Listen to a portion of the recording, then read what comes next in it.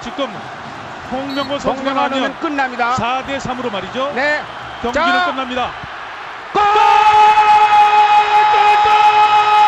홍명보! 한국이 홍명보 4강에 진출했습니다. 4강 한국 축구 기적 같습니다. 월드컵에 4강 고지에 올라갔어요. 이럴 수가! Les souvenirs de la Coupe du Monde 2002 ne font pas l'unanimité. Alors que certains regrettent les échecs répétés des grandes nations, d'autres ont apprécié le fait que de nouvelles se soient révélées. Parmi les grandes surprises de ce tournoi, la Corée du Sud demi-finaliste. Retour en podcast sur cet exploit aussi extraordinaire que controversé. Les libéraux. Le podcast qui revient sur le football de notre enfance. Pour m'accompagner dans ce podcast, j'ai Tate. Salut à tous. Tamaz. Bonsoir à tous. Et Gilles Christ. Salut à tous. Alors, avant d'entrer dans le vif du sujet, je voudrais que l'on s'intéresse à un homme sans qui rien n'aurait été possible. C'est un certain Chung Moong-jun. Alors, juste un petit aparté. On va dire beaucoup de noms plus ou moins compliqués, donc on s'excuse par avance des prononciations. Alors, ce monsieur Chung Moong-jun, c'est à la fois le président de la Fédération coréenne, coprésident du comité d'organisation de la Coupe du Monde, membre de la FIFA, actionnaire majoritaire de Hyundai, l'empire automobile fondé par son père, qui à l'époque faisait vivre quasiment un Coréen sur 5. Pourquoi je parle de ce monsieur ? Parce que c'est lui qui est à l'origine de l'organisation de la Coupe du Monde, la co-organisation de la Coupe du Monde en Corée du Sud, mais c'est aussi quelqu'un qui avait énormément d'ambition. On parlait de lui aussi à l'époque comme étant quelqu'un de potentiellement présidentiable. C'est lui, Damas, qui a pensé notamment à engager Go Si-jin. En effet, c'est lui qui a fait preuve de son ambition démesurée sur la scène du football qu'il estime comme étant une plateforme pour ses succès présents et futurs. Il va avoir gain de cause, en effet, par rapport à notamment ses postes très importants à la FIFA en étant vice-président qui n'était pas donné, justement.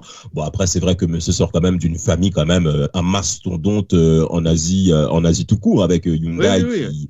qui détient 25% de l'économie de l'emploi dans un pays. Bon, j'éviterai de donner les détails, c'est pas le sujet. En tout cas, on a affaire à un sacré monsieur. Tate, s'il te plaît, calme-toi. On a affaire quand même à un sacré monsieur et qui sait sortir le chéquier, parce qu'il est quand même parti voir Gu Si-jin rapidement et en lui présentant justement un pont d'or assez élevé.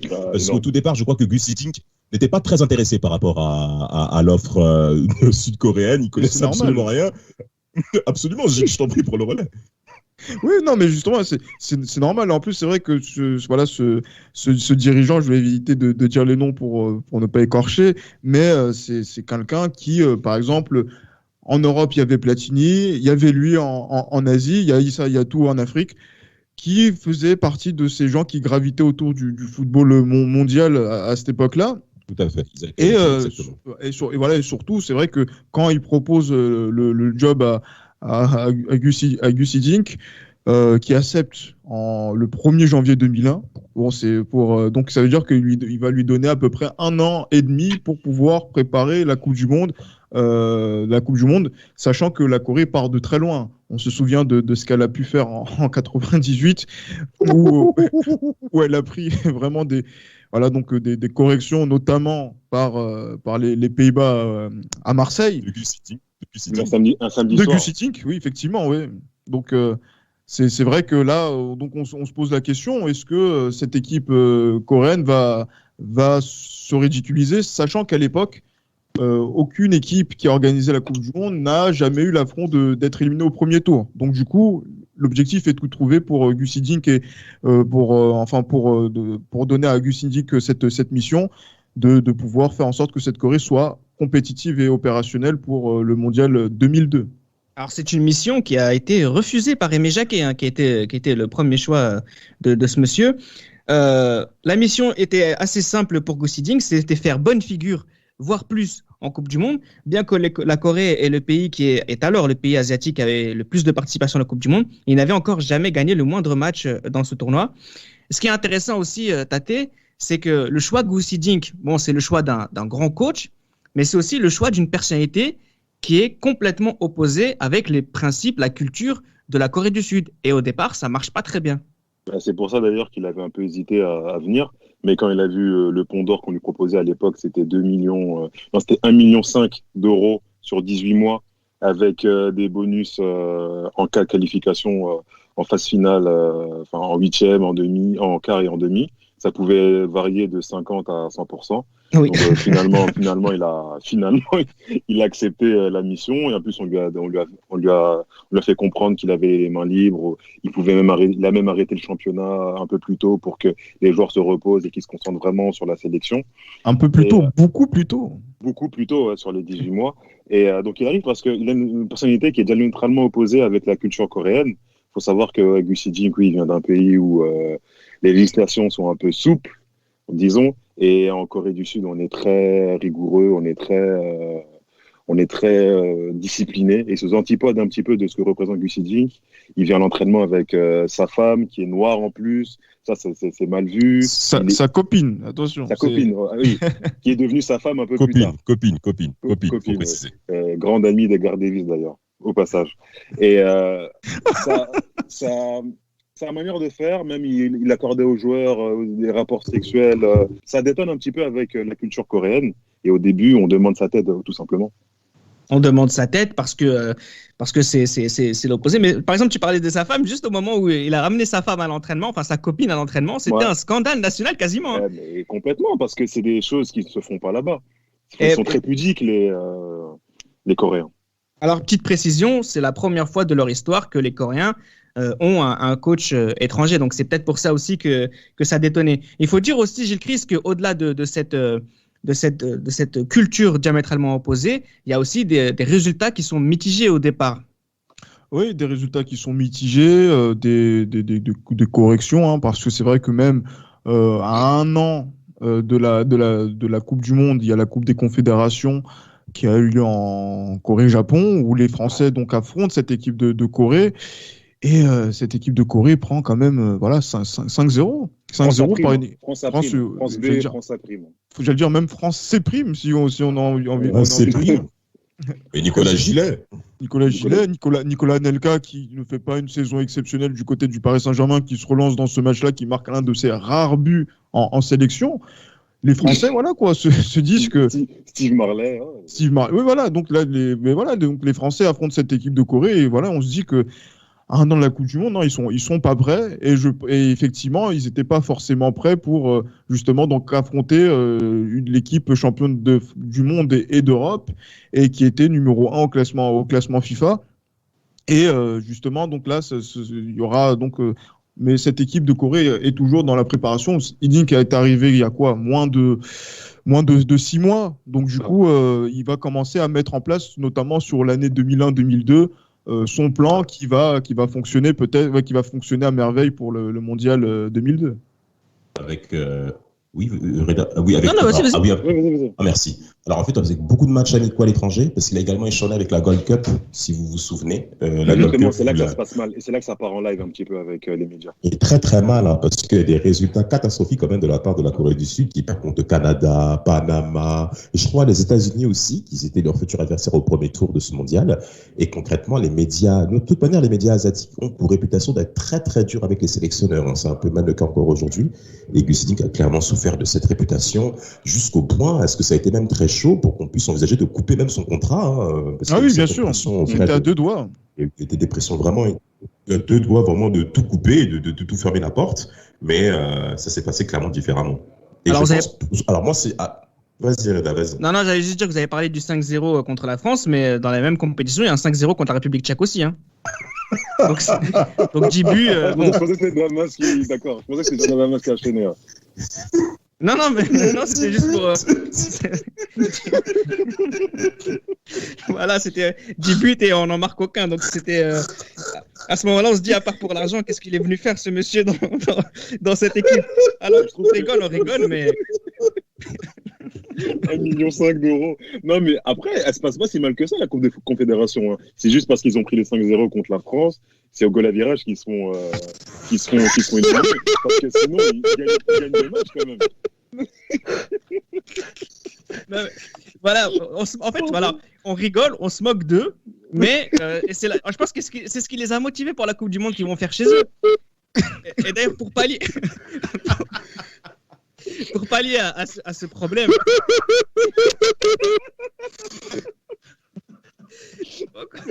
Mais alors, c'est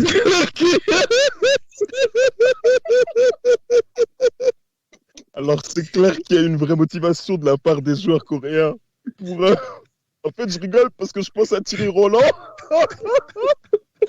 Le match amical en 2002 avant le mondial, le 2-3. Ah non, mais il a dit des propos. Non, mais c'était horrible. C'est pas très compliqué pour reconnaître un Sud-Coréen. Un monsieur raciste. Il a dit, il faut 2 lits pour faire une chambre. Il a dit ça. Voilà. La maison, elle est grande. Monsieur un peu sérieux. Excusez-moi. Alors- Roland Thierry, ils nous manquent tous.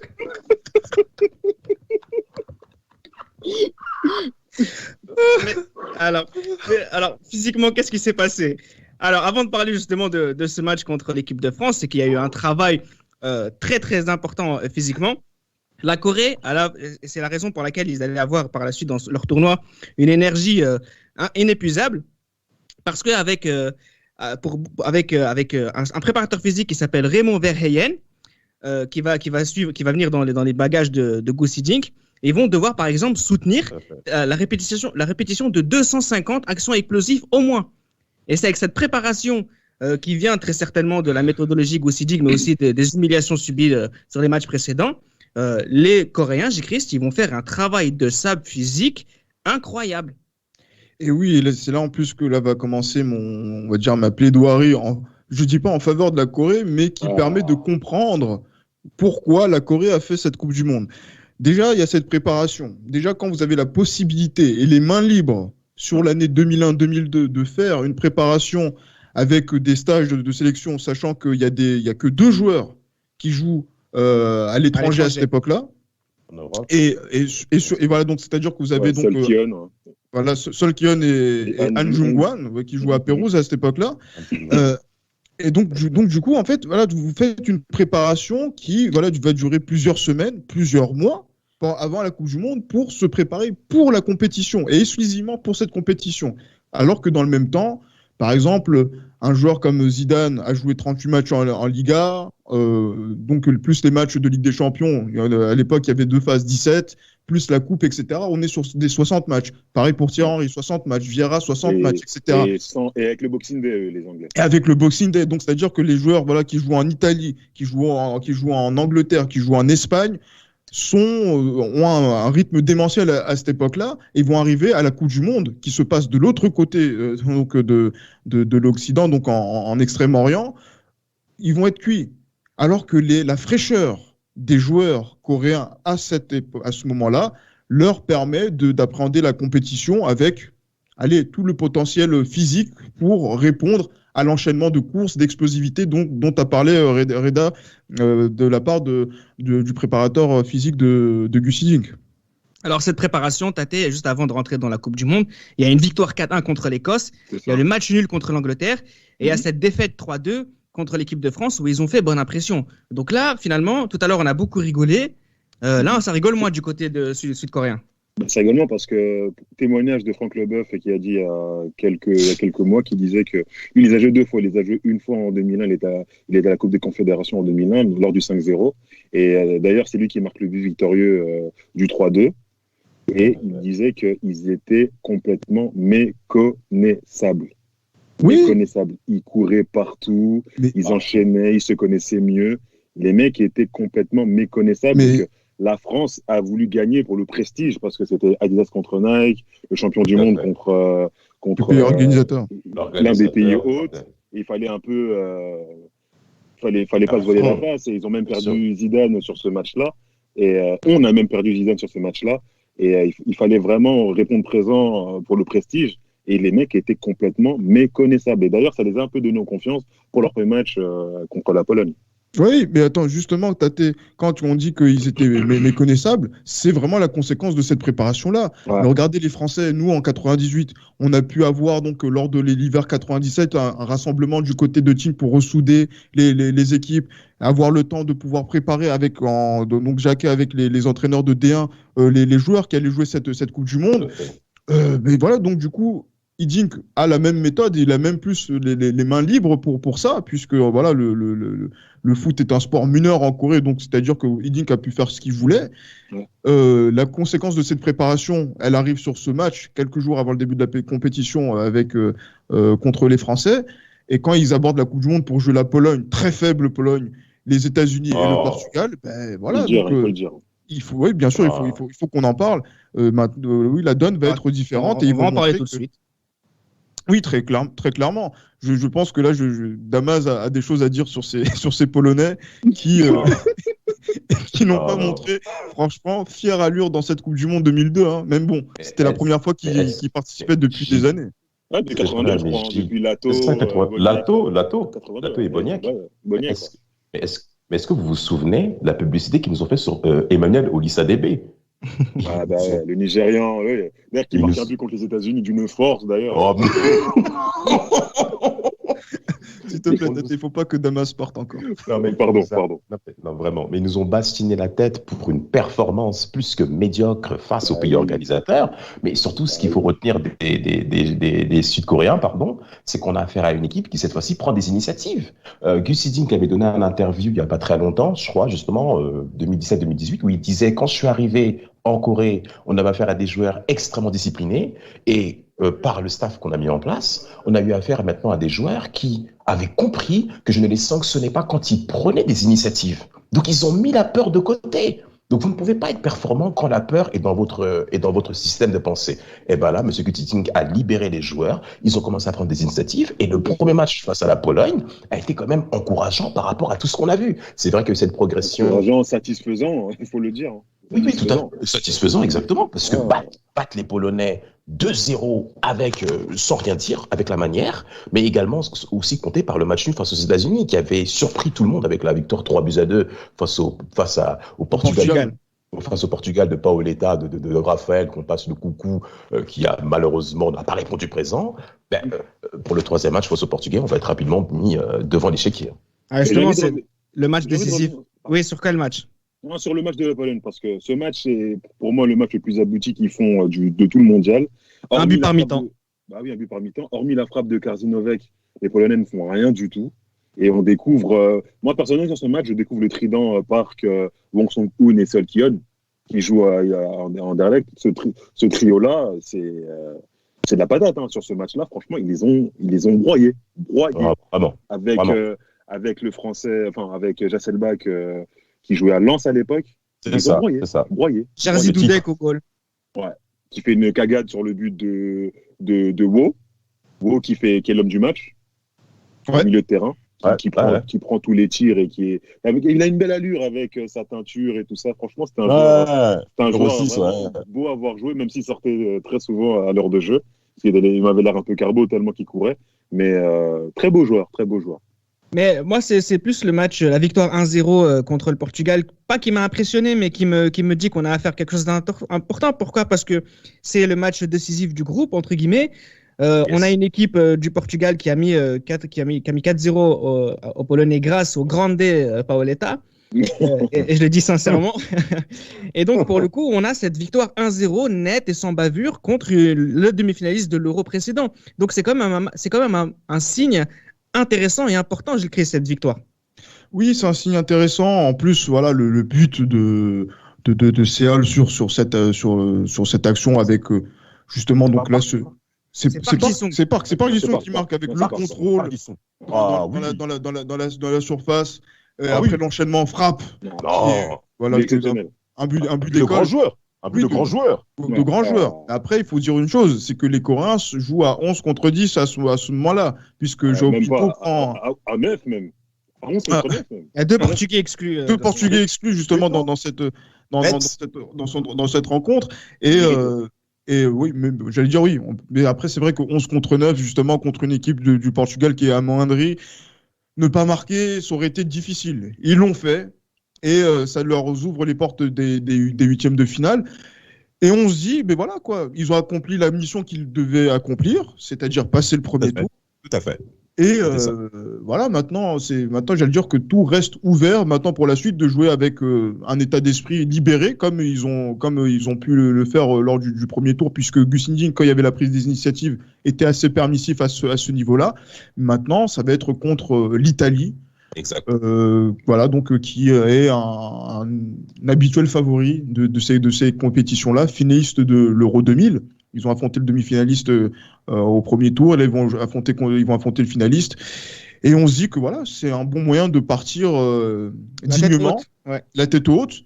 Mais quand même, ils vont pas donner, ils vont vendre chèrement leur peau avant de se faire battre. Et ça, Parce que ça commence mal d'ailleurs ce match-là, puisqu'il y a un penalty arrêté, le penalty raté de Han Kyung-wan qui va être arrêté dès la 5e minute et qui va être puni très rapidement, tâté par le but de virer à la 18e.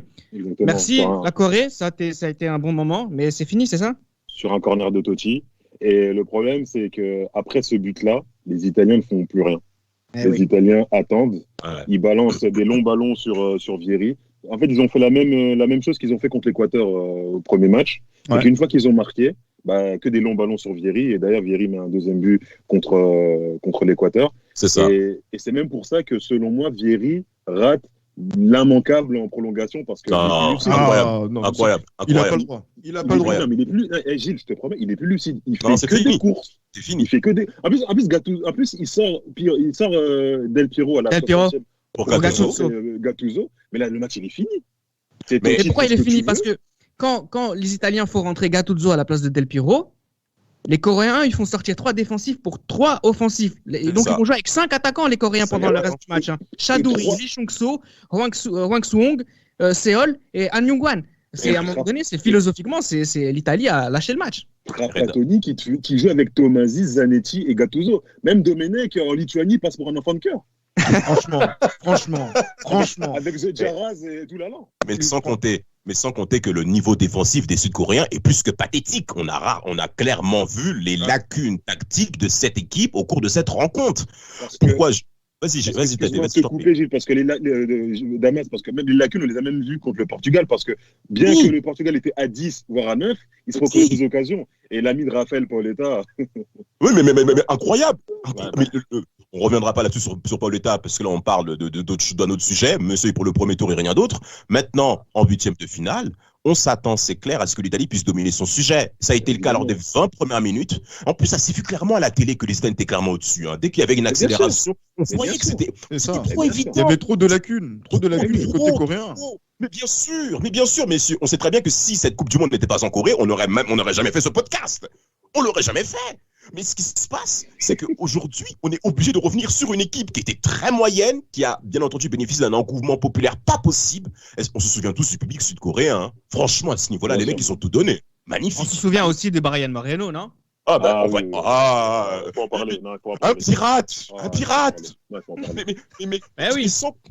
Mais oui. Mais les Italiens jouent la montre. Et d'ailleurs, même au cours de cette Coupe du Monde, avant de rentrer sur le sujet de Brian Moreno, si vous remarquez bien, il y a le match de l'Équateur, mais également le match contre la Croatie qui perd 2-1. Les Italiens, ils sont volés un peu aussi. En plus, au cours de cette rencontre. Mais les Italiens, quand ils dominent le match, mais ils le dominent vraiment. Mais vraiment, ils font vraiment une différence. Mais on a affaire à un groupe et à une équipe qui ne joue pas 90 minutes au même niveau. On sent qu'il y a de la suffisance. Il y a, à mon avis, un petit peu d'orgueil aussi, parce que quand ils remarquent que l'adversaire est faiblard, ils font plus rien, ils ont été punis. Et on va rentrer dans le vif du sujet avec Brian Moreno, messieurs. Faut qu'on y vienne. Gilles. Oui, mais avec Brian Moreno. Mais c'est vrai que tu vois, quand on parle de la Corée, on a envie de mettre l'accent sur l'arbitrage. Et c'est vrai que lors de cette... On n'a pas envie de mettre l'accent sur l'arbitrage. C'est un fait de jeu réel. Oui, c'est un fait de jeu réel, surtout par rapport à le comportement de Monsieur Moreno lors de cette rencontre, qui a justement, qui, je pense, est le sommet de sa carrière.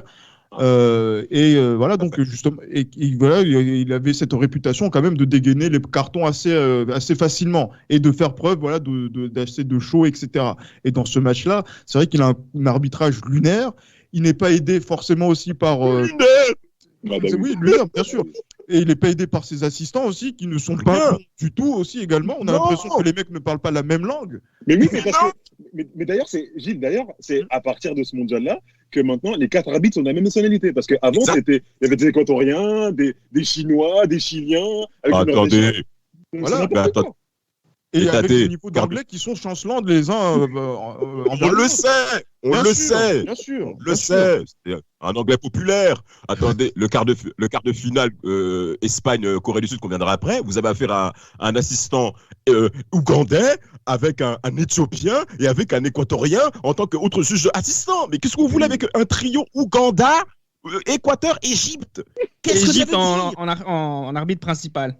Exactement. Et par rapport à ce fameux match, mais Brian Moreno, le nombre de fautes qu'ont fait les Coréens, la dureté avec laquelle ils ont joué, mais Maldini, il a pris un high kick qu'on apprend à la cité. Ouais, Mais c'est pas. vraiment. Non, mais vraiment, mais c'est Non, pas un low possible. kick, plutôt un low kick, pas un high kick. Un low kick. Un low kick. Ah, merci Tate, merci Oui, pour les il précisions. prend un ballon dans la tête aussi, mais franchement, les Coréens se sont comportés vraiment comme des voyous dans cette Mais rencontre. des voyous, Sambrota, il est taclé au niveau de la cuisse.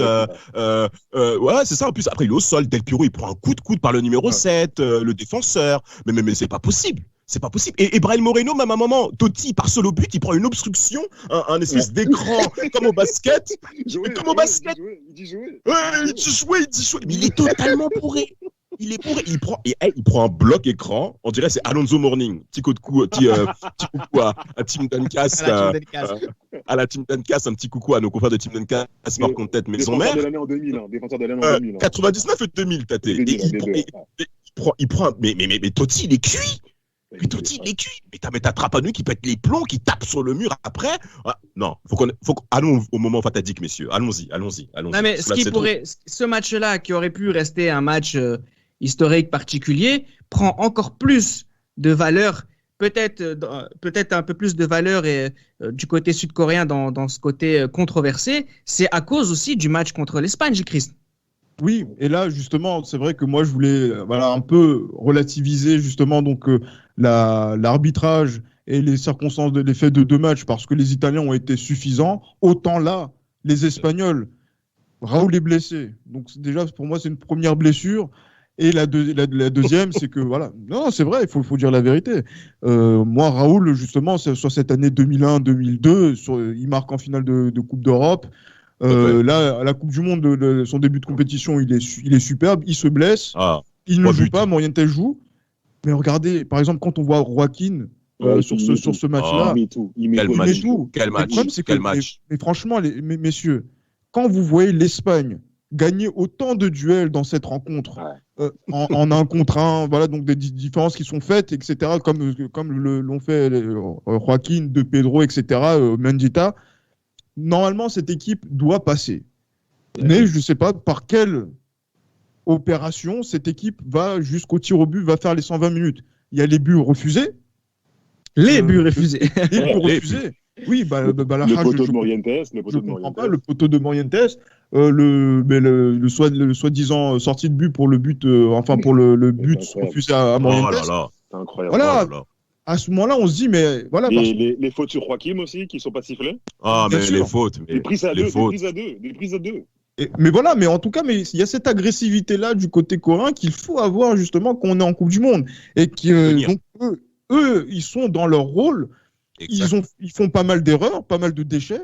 Et ce que va dire Gus Hiddink à la fin de ces matchs-là, les Coréens n'ont pas à s'excuser que les adversaires n'aient pas profité des erreurs qu'ils ont faites. Parce que il a même dit Morientes, il l'a cité. Hein.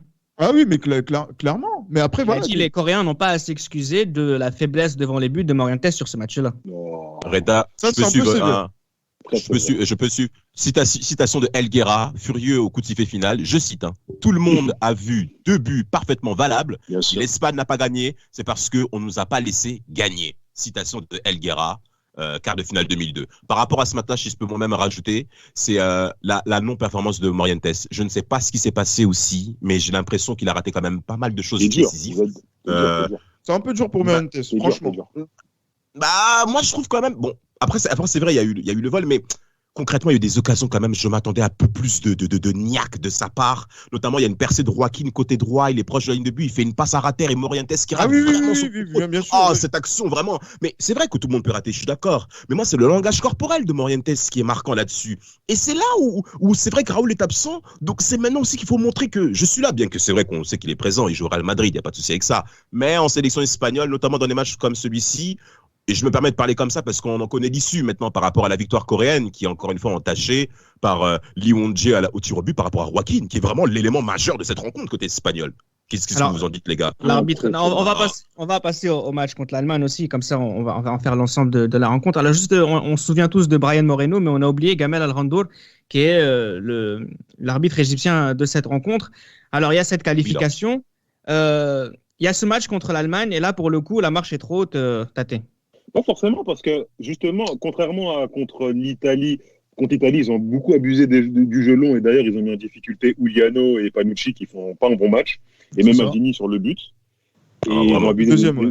Et contre l'Espagne, on vient d'en parler, c'est un miracle.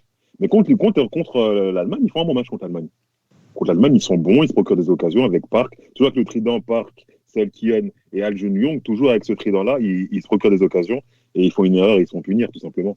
Défaite 1-0 avec un but de Ballack qui va prendre son carton jaune, son carton à la fin.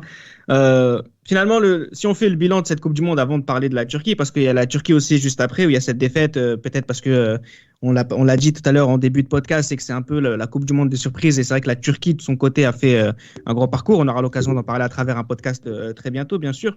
Mais ce qui est intéressant, c'est finalement quel bilan on fait de cette Coupe du Monde, Gilles-Christ.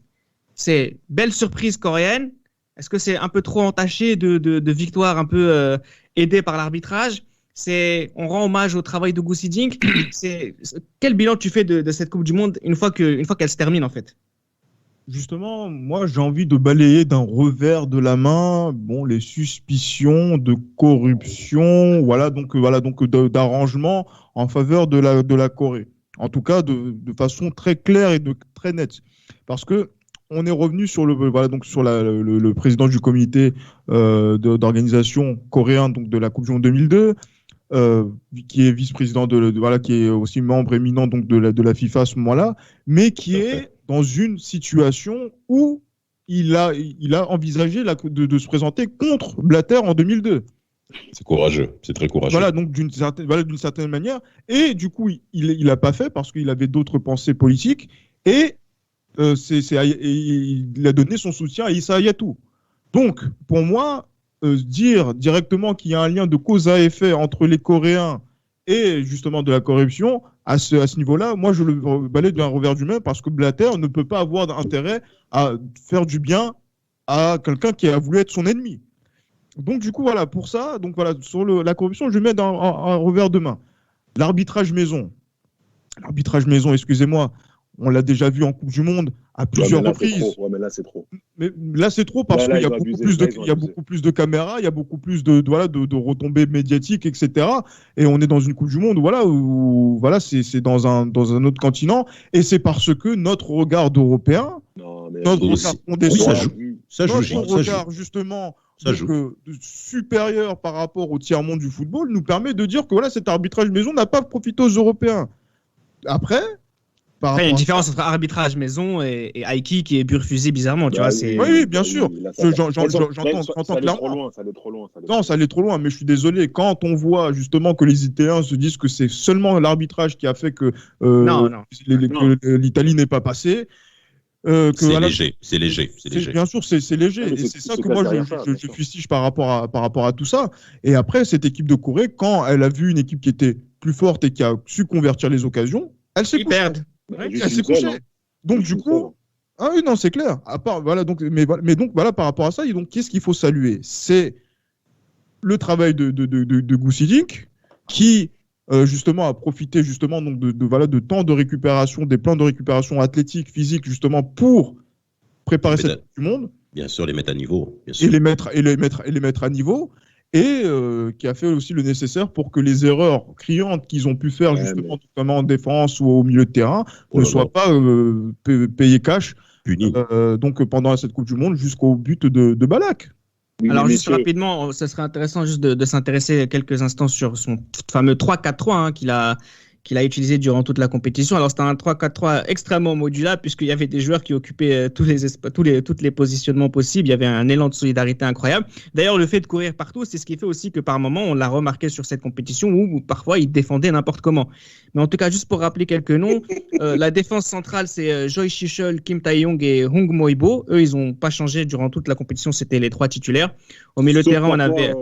Parfois, tu avais celui qui est parti en Allemagne, c'est Chaduri. Chadouri, c'est l'attaquant. Un attaquant, très cool. Un attaquant. L'attaquant, justement, les attaquants, c'était Sung Hong-wan, Chung Sun-lee, Chadouri, Seol Ki-hyun, Park Ji-sung et An Kyung-wan, avec Park Ji-sung qui était parfois ailier droit et parfois numéro 10. Et puis le milieu de terrain, Song Cholyo, Lee Yong-pyo, Kim Nam-il et Chung Gong-bung. Pardon pour les prononciations, mais c'était intéressant de parler de ce groupe. Pourquoi ? Parce que 14 des 23 joueurs de la Corée a changé de club à la fin de ce tournoi, y compris An Kyung-wan de Pérouse, puisque Luciano Gauchi, son président à l'époque, lui a dit « Je n'ai pas l'intention de payer celui qui est à l'origine de la ruine du football italien. » Et la ruine du football italien, c'est ce monsieur, c'est Trapattoni. Et d'une certaine manière, par la suite, on l'a vu à l'Euro 2004, c'est Totti. Je le dis. Non, mais je suis désolé. Non, mais pour en revenir, mais vous avez déjà vu une Coupe du Monde avec autant de controverses entre le but de Trezeguet refusé contre l'Uruguay, entre le but de Wilmos refusé contre le Brésil. Le but de Tomasi. Non, mais attendez, c'est énorme, c'est trop. Non, clairement. C'est la médiatisation qui fait la différence. Si on cite parce que par la suite, on n'a pas. Voilà, Non, mais par la suite, on n'a pas eu autant de controverses aussi avec. On a eu la honte entre Allemands et Autrichiens, au vu au sud de tous. Voilà quoi, c'est à un moment donné, c'est des choses qui sont arrivées dans les histoires de Coupe du Monde. C'est juste que là, on est dans une Coupe du Monde, la première du 21e siècle. Le monde voit ce qui s'est passé. Maintenant, le seul point, et on va terminer bientôt, sur lequel je pourrais rejoindre Gilles Christ, c'est qu'effectivement, ce qui a changé avec cette Coupe du Monde, c'est entre guillemets la hiérarchie des équipes. On a vu des Turcs, on a vu des Américains, Landon Donovan, qui a été élu meilleur espoir du tournoi. On a vu la Corée du Sud, on a vu des grosses équipes, la France, le Portugal, l'Italie, l'Espagne être éliminés. En fait, ça n'a pas plu aux gens. Et l'Argentine.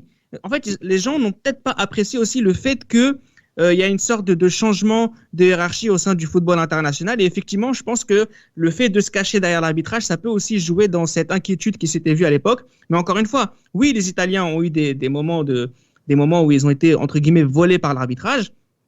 Mais à un moment donné, quand tu fais rentrer Gattuso à la place de Del Piero alors qu'il reste encore 30 minutes de jeu à jouer, je suis désolé. C'est que voilà, il faut être puni. Tout simplement. Je peux me permettre de réagir par rapport à tout ça. C'est que c'est vrai. On n'a pas beaucoup apprécié ce changement de hiérarchie au niveau de ce mondial 2002. Mais ce qui est le plus frustrant pour la plupart des personnes, c'est que ce changement s'est manifesté non de manière footballistique où on a eu l'impression que ces équipes jouaient mieux que les équipes qui étaient déjà en place depuis. C'est ça qui est frustrant, c'est que la Corée du Sud joue mieux. Et en plus, elles ont de l'influence puisque, entre guillemets, elles pourraient influencer les matchs. Donc, en fait, c'est l'ordre mondial qui est mis en jeu. Et c'est ce qui risque de se passer. Mais justement, après, on a serré la vis sur les 4 Coupes du Monde qui ont suivi, à commencer par celle qui s'est passée en Allemagne, où on est revenu à des standards qui sont plus normaux, entre guillemets, où avec, il y a 4 nations européennes dans le dernier carré. Après, voilà, c'est comme ça. On est européen. On a toujours eu cette impression d'avoir toujours la part du lion. Quand on n'a plus la part du lion, on s'énerve. On s'énerve et on met l'accent sur certaines choses. Après, les Coréens, je pense pas que donc de toutes ces remous arbitrales, ils en ont cure aujourd'hui. Ça a permis de développer leur sport. Oui. Ils ont donné un nom à un stade pour City. Et du coup, eux, leur plan par rapport pour souder le pays autour du football, ça a réussi. Ah, totalement. Et voilà, c'est comme ça que ça se passe, parce que personne ne parle aussi pour 98, par exemple, des Paraguayens qui se estiment lésés par les Français. Mais par rapport à quoi demande Achille Laverte. On lui demandera et on verra ce qu'il nous dit au téléphone. Alors, juste pour rendre hommage à Q-Sitting aussi, il faut, Chris l'a rappelé, il y a un stade qui porte son nom. Les compagnies aériennes lui ont offert pendant des années gratuitement des vols en première classe. 4 ans, Reda. Il y a aussi les marques de bière. Les marques de bière qui le livrent gratuitement à vie. Ah, la bière aussi. À vie. Bon. La bière sud-coréenne qui reçoit un peu Voilà. En tout cas, c'est très important pour nous aussi de parler avec cette perspective sud-coréenne de la Coupe du Monde 2002 qu'on aura l'occasion de traiter à plusieurs reprises, comme on a déjà eu l'occasion de la traiter aussi. C'était une Coupe du Monde particulière et finalement, juste pour terminer ce podcast, la Corée du Sud a été demi-finaliste de Coupe du Monde. Et ça, pour le coup, c'est assez incroyable pour être dit. Et il y a d'autres continents qui n'ont jamais réussi à faire ce résultat. Alors, on se retrouve très vite pour un nouveau podcast et merci de nous avoir écoutés et à bientôt. C'était Les Libéraux, un podcast produit par Sport Content.